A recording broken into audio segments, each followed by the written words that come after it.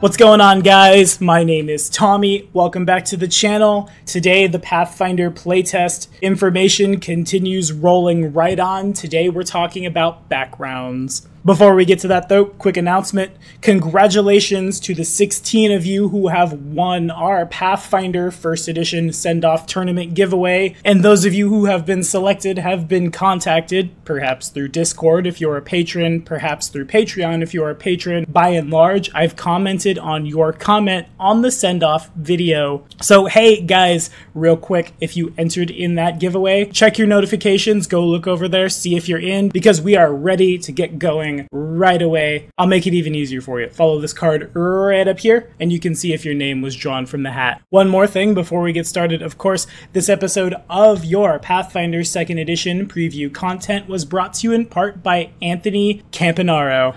My friend, thank you so much for your time and support. Thank you for helping us do really cool things on Black Dragon Gaming, like have people kill each other in a tournament. It means the whole world to me. Now let's get to it. Okay, so I don't know how it is for you guys, but at my tables, if I'm running a game, I tell all my players in the session 0 or whenever we decide we're going to play together, every character that's going to be at that table needs to turn in 1 page of backstory before they can play in the game. Now, while this isn't mechanical like the backgrounds in Pathfinder 2nd Edition, though usually I reward the backstory with some kind of mechanical bonus, it's still a huge part of the character. Before you decided you were gonna leave home, kill a bunch of semi-sentient goblinoids, take their stuff, and repeat over and over again until you have god-level magic powers, you were somebody else. You did things, you had loved ones, you had a family. In Pathfinder 1st Edition, of course, we had traits to help reflect this, but in Pathfinder 2nd Edition, we will have backgrounds, not unlike we see in Starfinder, to help flesh that out a little more. Quote, "We all live moment by moment. We are also shaped by our past. This is especially true for adventurers. After all, very few elves at the ripe age of 14, if elves can adventure at 14 years old now, that's a whole new thing, think to themselves,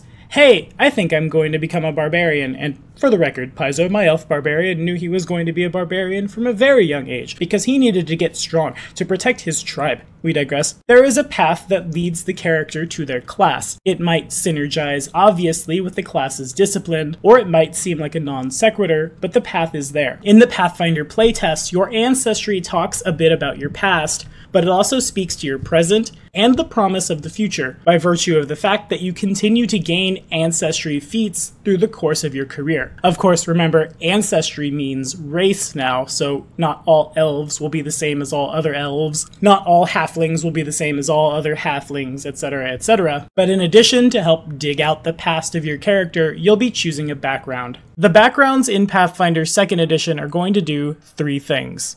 Grant you a pair of ability boosts with some limitations, a skill feat tied to the theme of the background, and proficiency in a lore skill, which is like a knowledge skill, that also ties into the background. So yeah, when I was watching the glass cannon stuff and when I was watching the trade show videos, it dawned on me that it was really easy, apparently, for all the characters in the party to have an 18 in whatever they wanted to have an 18 in, and nobody was running around talking like they had 8 intelligence or being rude to the party like they had 8 charisma, and now we see why the background will feed right into that. Also, the fact that your background gives you proficiency in the thing you did before is really cool. In my pathfinding career, there have been plenty of occasions where I've had something like a Blood Rager come to my table. That Blood Rager came from a clan of seafaring raiders, but mechanically he had no ranks in Profession Sailor. He didn't know anything about being on the open ocean. This gave rise to the knowledge personal history checks that happen in my tables pretty often.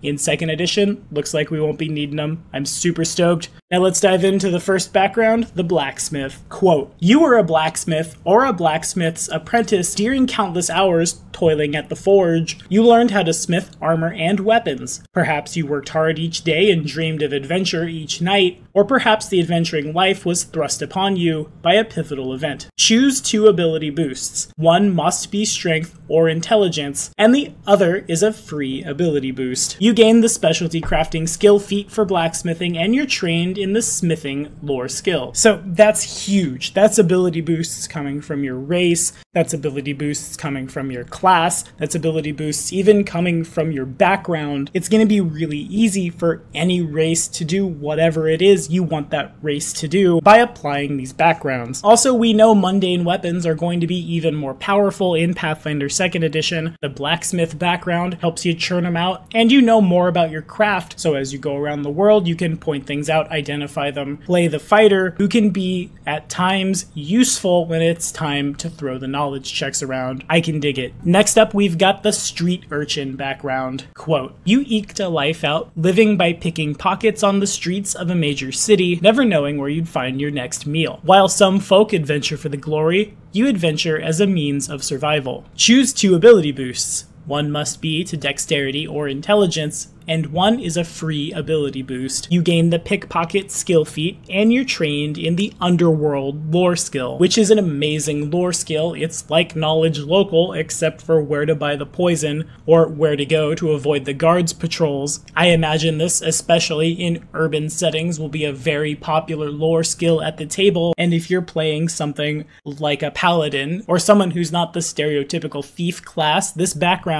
hands it to you. It helps the guy who's brought a character to the table whose parents died at a young age and he was left to wander the streets but grew up to be some kind of martial class, use that knowledge of the streets in game. Last of all, we see the Pathfinder hopeful background. You've long wanted to join the adventurous Pathfinder Society, a world-spanning organization of relic hunters. This aspiration has led you to take up the dangerous life of an adventurer eager to make a name for yourself and gain the attention of the Pathfinder Society.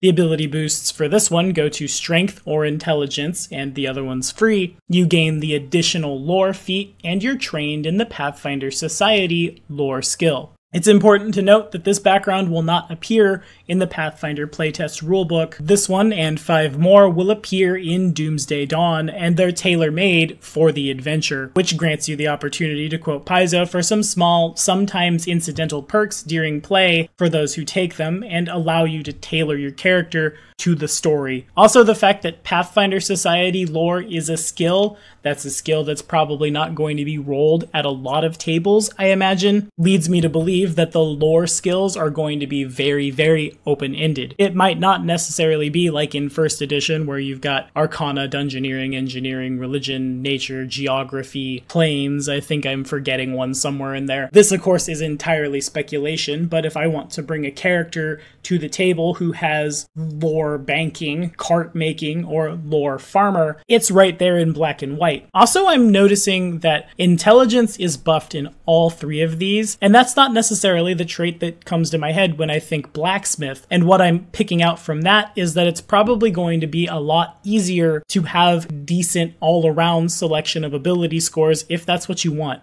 If you want to play a barbarian who's buffed strength from his ancestry, and possibly even his class, you can use your background to buff your intelligence so your intelligence isn't down in the dirt. You may never be up there with the wizard or the alchemist, but you can stay relatively competitive, and I really like that. But what do you guys think about all this stuff? Are you excited for the way backgrounds are changing? Are you ready to see all 19 of the backgrounds that are going to show up in the rulebook? And most importantly, are we still stoked out there for Pathfinder 2nd Edition? Because if you are, if you're one of those players who might take the Pathfinder hopeful background, we are playing Doomsday Dawn because patronage on this channel has lately been just so great. If you'd like to learn more about that giveaway and come play Doomsday Dawn with us as soon as it drops, follow this card right up here. Remember that patronage does get you an extra entry in our giveaways, and if we can get our Patreon to rise even higher, I'll be able to take a second group through what I'm sure is going to be an amazing adventure. But I digress. Thank you guys so much for watching. Be sure to like and subscribe for more videos. The next episode of your Pathfinder 2nd Edition preview content drops this Tuesday.